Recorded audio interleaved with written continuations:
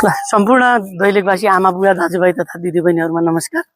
सदाका वर्ष झैं यो वर्ष पनि नेपाल सरकारले मार्च 24 अर्थात् चैत 10 गते क्षयरोग दिवस विभिन्न नारा र विभिन्न जनचेतनामूलक कार्यक्रमबाट चाहिँ अगाडि बढाएर त्यही अनुरूप हामी स्वास्थ्य सेवा कार्यालय दैलेखले पनि हामीले विभिन्न नाराका साथ विभिन्न चाहिँ योजना बनाएर हामी चाहिँ स्वास्थ्य सेवा कार्यालय दैलेखले पनि क्षयरोग सम्बन्धी मार्च 24 चाहिँ क्षयरोग दिवस मनाइरहेको छ र योमा हाम्रो यो चोटि यो वर्षको भने चाहिँ हो हामी क्षयरोग अन्त्य गर्छौं र हाम्रो अभियान राष्ट्रिय अभियान हाम्रो योगदान भन्ने मूल नाराका साथ जुन हामीले क्षयरोग दिवस मनायौं र यो दैलेख स्वास्थ्य सेवा कार्यालयले विभिन्न जनचेतनामूलक कार्यक्रम गरी जुन हाम्रो दैलेख स्वास्थ्य सेवा कार्यालयबाट बजार हुँदै पुनः हामी बजार स्वास्थ्य सेवा कार्यालयमा आएर अन्त्य भयो र यसको मेन उद्देश्य भनेकै हाम्रो समुदायमा जुन जरा गारेर बसेको विगत लामो समयदेखि क्षयरोगका बिमारीहरूलाई पत्ता लगाएर खोज पडताल मार्फत उपचारमा ल्याएर हामीले उपचारबाट निको बनाएर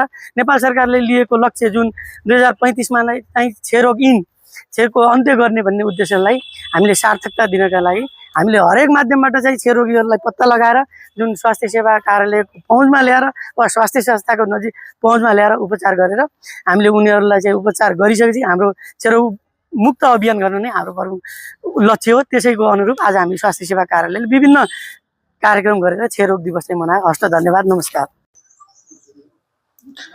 आदरणीय दैलेखवासी आमा बुवा दाजुभाइ तथा दिदीबहिनीहरू, आज मार्च 24 अर्थात् विश्व क्षयरोग दिवस राष्ट्रिय अभियान हाम्रो योगदान भन्ने मूल नाराका साथ स्वास्थ्य सेवा कार्यालय दैलेखले विश्व क्षयरोग दिवस जनचेतनामूलक कार्यक्रम गरेर सम्पूर्ण गरेको छ। यो क्षयरोग भनेको एउटा व्यक्तिको एउटा घर परिवारको मात्रै समस्या नभएर यो एउटा समाजको यो एउटा देशको समस्या हो। किनभने एकजना क्षयरोग बिरामीले चाहिँ वार्षेनी 10 जना स्वास्थ्य मान्छेलाई चाहिँ क्षयरोग सार्दछ।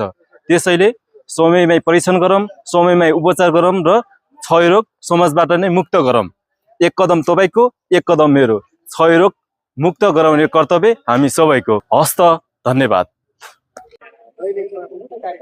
बनाउँदै गर्दा दैलेख जिल्ला दैलेख बजारमा आज बिहान प्रभात फेरी तथा र्याली सँगसँगै हामीले विश्व क्षयरोग दिवस मनाउन गइरहेका छौँ।